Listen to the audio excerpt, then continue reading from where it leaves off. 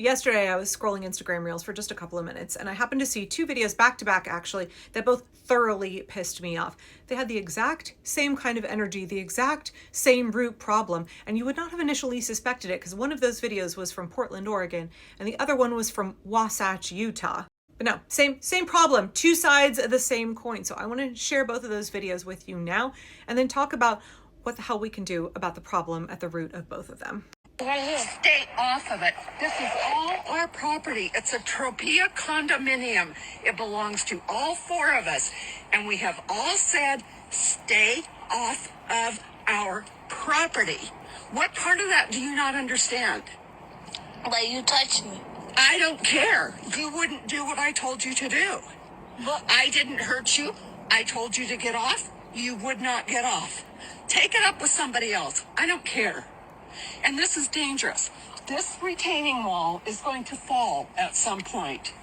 And I would be happy if you were on it. Because I don't like you. You are a nasty little girl. So stay off of our property. oh, and I got your own question. They say that to Oh, you are disgusting. So thanks to Rip City Heroes for posting that clip. I believe it was filmed by an 11-year-old child who was accosted and apparently physically assaulted, shoved by the woman in that video because the child was sitting on the retaining wall that was next to the sidewalk.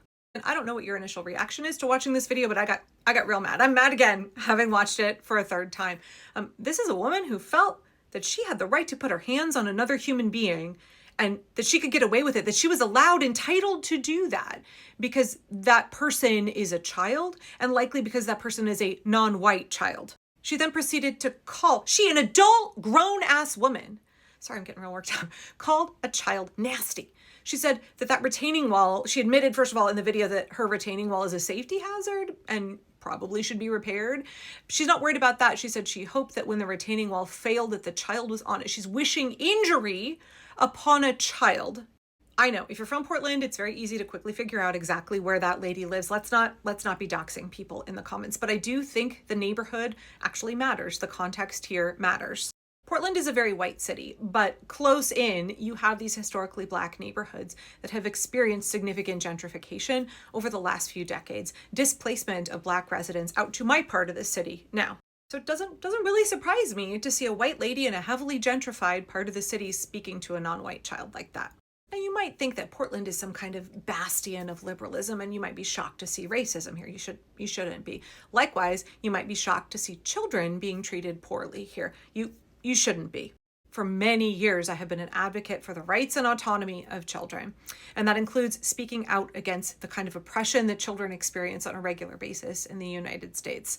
That unique combination of being discriminated against because of your age, because of your physical and cognitive capabilities, and because of your developmental stage, that form of oppression is called childism. Childism is a form of ableism, and every time I talk about it, you know who gets the most angry about it? You know who gets big mad at me in my comments? It's not conservatives. It's not conservatives. In fact, I had a real big fight with another Portland creator on TikTok about, a year and a half ago, over this very issue, where she tried to argue that children are not discriminated against, children are not oppressed. And I was like, are you fucking kidding me? You know who I see exhibiting the worst childism? It's women on the political center and left who are not themselves parents, either women who have recently aged up out of the oppressed class of childhood, or again, totally anecdotal personal experience, Gen X and boomers. Treating children like property, treating children as subhuman, acting like people are entitled to say the most god-awful things to children, to put their hands on children, because they don't see children as complete human beings. And before I show you really quickly today's follow-up to this story, I want to say mad props to that little girl for defending herself, clearly speaking her mind and saying, why'd you put your hands on me? Why'd you touch me? Right? She knows she has a right to bodily autonomy. She knows that she's not property and that woman should not have touched her. She also knew very clearly that that woman should not be speaking to her that way. Like I said, the woman's address was easily discoverable. You just have to know, you just have to walk around Portland and you know exactly where this lady lives. Please do not dox her. But local residents quickly figured out where she lived and they went to go talk to her in defense of a child that she accosted.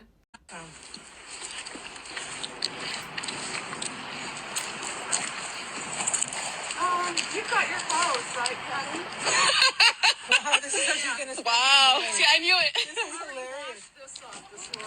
Well, Wow, she's just so miserable. yeah. I would be miserable too. I'd be miserable too, yelling at kids like that. Look, I offered Ashley an apology, and she doesn't want it. That's a child. You shouldn't have to put your hands on a child. So, if it isn't the consequences of my actions, here we are. Real quick here, children are not obligated to accept your apology when you put your hands on them and when you say horrible things to them, like calling them nasty and saying that you wish injury upon them. Children are not obligated to forgive you. That's not actually sufficient recompense. That isn't actually making amends for your behavior.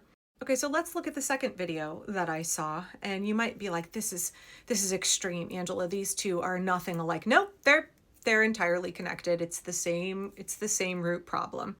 Waterboarding his 16-year-old child. 2 News' Natalie Wada spoke with Heber City Police Chief. Has reaction from state leaders tonight. She's live from Wasatch County with the latest. Natalie? Well, the Heber City Police Department tells me they deal with reports of child abuse weekly, but they tell me that it's very rare that a victim comes forward with a report of torture like this one. When I first heard it, piqued my interest because I really hadn't heard that before associated with a child abuse investigation. The term waterboarding used here, can you kind of define that for me? Sure. So that was the term that was used by the victim in this case and came through on that CAN-R report.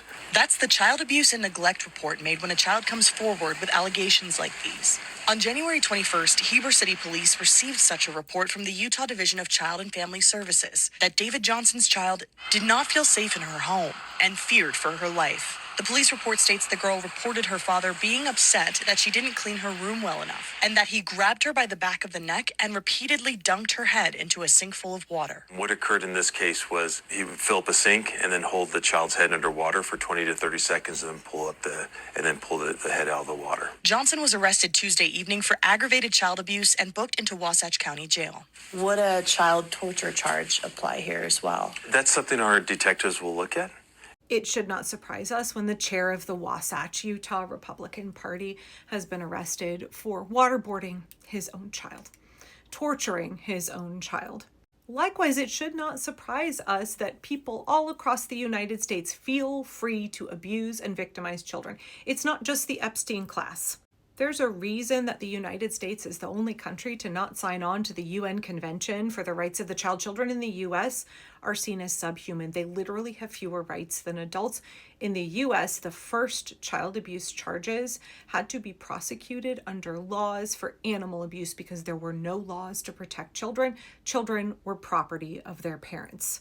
There's a reason it's legal to hit your dependent children in all 50 states, but if you were to hit an adult, it would be an assault charge. There's a reason that only 15 states have banned child marriage. The majority of girls who get married are married to adult men. We have a massive systemic problem in American society, and it's called childism. Far right-wing conservative religions, LDS, Tradcaths, evangelical Reformed Christians, they thrive on abusing children, hypersexualizing children, controlling children, seeing children as arrows in their father's quiver, but not full human beings. I know people argue with me every time I bring it up, but it's not actually up for debate. Children are the most marginalized and oppressed class in American society. Children sit at the intersection with every other marginalized group except the elderly. And even then, you could argue that they're both discriminated against because of their age and because of their physical and cognitive limitations. The reason that we're seeing fascism rise in the United States, the reason that we're in this mess is because of how we treat kids. It's because of how we treat children, setting up cycles of trauma that we create men who become abusers. We create a power structure in our society that thrives on exploiting and abusing children.